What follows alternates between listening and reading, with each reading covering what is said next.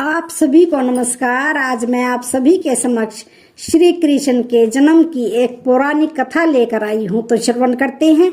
भाद्रपद कृष्ण अष्टमी तिथि की घनघोर अंधेरी आधी रात को रोहिणी नक्षत्र में मथुरा के कारागार में वासुदेव की पत्नी देवकी के गर्भ से भगवान श्री कृष्ण ने जन्म लिया था।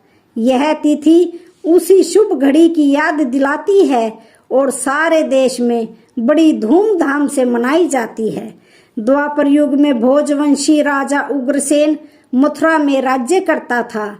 उसके पुत्र कंस ने उसे गद्दी से उतार दिया और स्वयं मथुरा का राजा बन बैठा।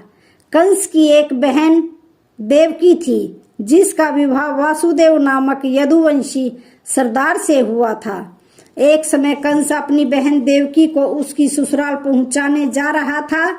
तभी रास्ते में आकाशवाणी हुई, हे कंस, जिस देवकी को तू बड़े प्रेम से लेकर जा रहा है, उसी में तेरा काल बसता है।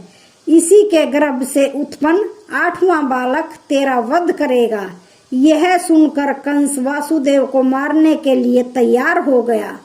तब देवकी ने उससे विनय पूर्वक कहा, मेरे गर्भ से जो भी संतान होगी उसे मैं तुम्हारे सामने ला दूंगी।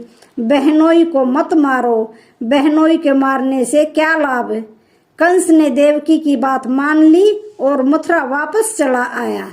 उसने वासुदेव और देवकी को कारागृह में डाल दिया।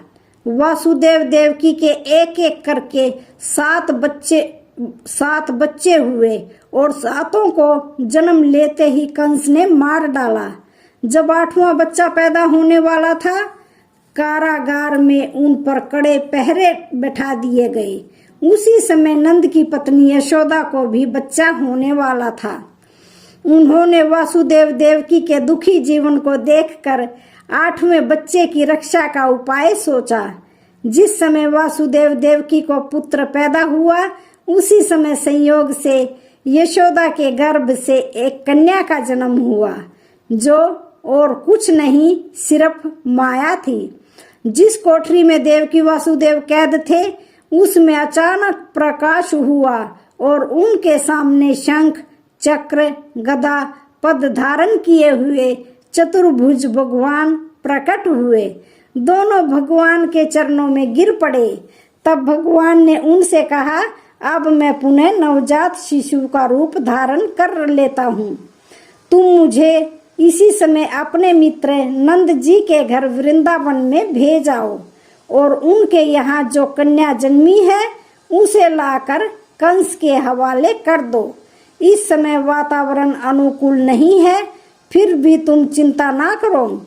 जागते हुए पहरेदार सो जाएंगे, कारागृह के फाटक अपने आप खुल जाएंगे और उफनती हुई यमुना तुमको पार जाने का मार्ग दे देगी। उसी समय वासुदेव नवजात शिशु रूप श्री कृष्ण को सूप में रखकर कारागृह से निकल पड़े और यमुना को पार कर नंद जी के घर पहुँचे। वहां उन्होंने नवजात शिशु को यशोदा के साथ सुला दिया और कन्या को लेकर मथुरा आ गए। कारागृह के फाटक पहले से ही बंद हो गए। अब कंस को सूचना मिली कि वासुदेव देवकी के बच्चा पैदा हुआ है। उसने बंदी गृह में जाकर देखा, देवकी के हाथ में नवजात कन्या को छीनकर पृथ्वी पर पटक देना चाहा, परंतु वह कन्या आकाश में उड़ गई और वहां से कहा, अरे मूर्ख, मुझे मारने से क्या होगा। तुझे मारने वाला तो वृंदावन में जा पहुंचा है। वह जल्दी ही तुझे तेरे पापों का दंड देगा। यह है कृष्ण जन्म की कथा। तो आज की कहानी का यहीं पर समापन होता है। वीडियो अच्छी लगे तो चैनल को लाइक, शेयर, सब्सक्राइब जरूर करें। धन्यवाद।